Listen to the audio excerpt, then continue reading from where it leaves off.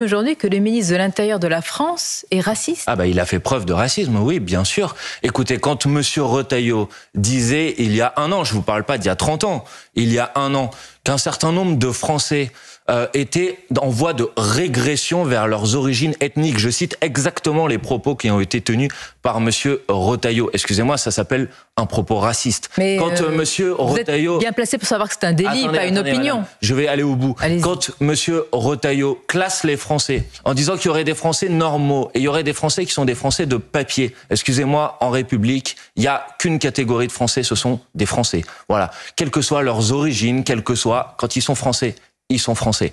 Donc, oui, bien sûr, quand on commence à classer les Français, quand on commence à considérer que la régression vers les origines ethniques, c'est-à-dire qu'il y aurait des races et qu'il y aurait des races qui seraient inférieures, puisqu'on parle de régression. Oui, c'est un propos raciste. Dans ce cas-là, si on fait une hiérarchie entre les races, eh bien, c'est pas une opinion, c'est un délit. Et il est condamné dans notre pays. Ça n'a pas été le cas pour monsieur Retailleau, ou alors l'épisode m'a échappé. Vous avez raison. Pour l'instant, il n'a pas été condamné. Malheureusement, dans notre pays, il y a malheureusement encore des propos racistes qui ne sont pas condamnés. Il y a une justice. Mais oui, il y a des propos racistes, madame. Mais maintenant, si vous considérez, je suis très heureux de vous entendre dire ça. Si vous pensez maintenant que quand on est condamné pour racisme, ça doit avoir des conséquences. Je suis tout à fait d'accord avec vous, mais ce serait bien qu'on s'en rappelle ici à CNews où on a laissé la parole pendant des années et des années à un homme, monsieur Zemmour, qui avait été condamné Monsieur Manuel Bompard, à multiples reprises pour des propos racistes. Pour la présomption d'innocence, c'est-à-dire comme lorsque madame Panot est entendue dans le cadre d'une enquête pour apologie de terrorisme, avant de dire qu'elle fait de l'apologie de terrorisme, j'attends l'enquête et la justice.